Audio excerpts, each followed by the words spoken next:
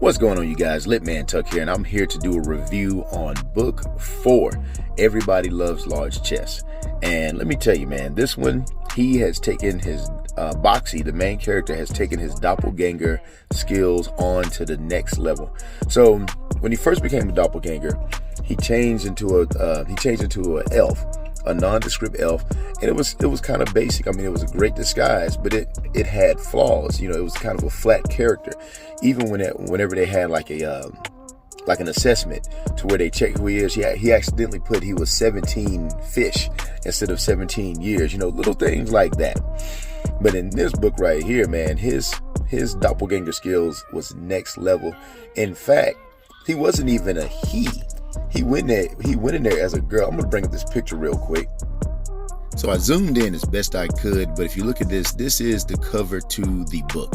And this is the audible book. I don't know what the hardback or paperback looks like or anything. But if you look at the arrow, the girl right there is actually a beastkin, and she is one of the main characters of the book. That is actually Boxxy T Morningwood, being a doppelganger as a girl.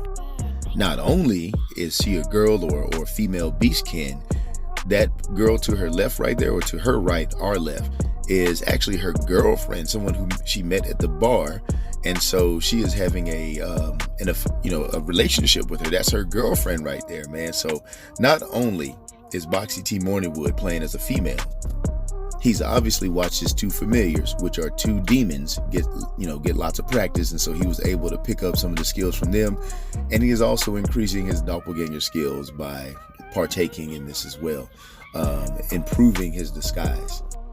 But I digress. That's a small part to the book, man. So again, Boxxy is playing as a beastkin female, and he's actually in doppelganger form, and he's continuing to gain his skills. He actually gets a trainer to where he can further increase his skill, but he also has to dampen his own skills. He can't show too much. He fakes it a little bit, and his trainer is very suspicious of her or him or whatever, and but he just can't figure it out, and he's running all sorts of tests on him. So they go off, they're in the city for a little bit, but then they go back out, and there's this big old war that they fight, and it brings along some of the higher beings, and these beings are people who are human, but they leveled themselves up to a level to where they're almost godlike. So he runs into a couple of those, and I'm spoiling some stuff right now. But he actually kills one of them. And the thing is, Boxxy, he just has crazy battle instincts.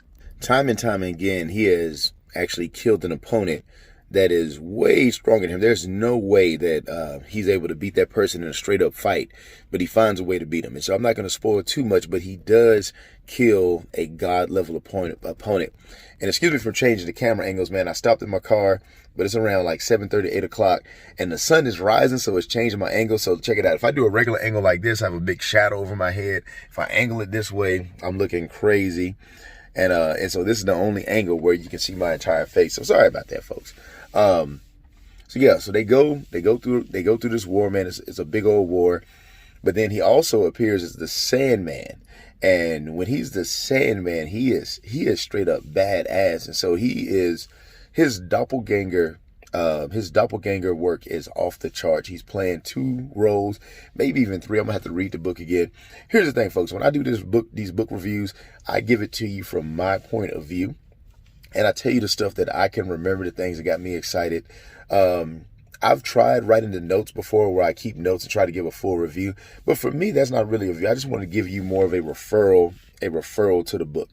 There may be some things that you read in the book and you find, you're like, damn, well, why didn't he talk about this? Why didn't he talk about that? And I've even gotten that before. Like, I've had a few of the authors hit me up from other books that I've done.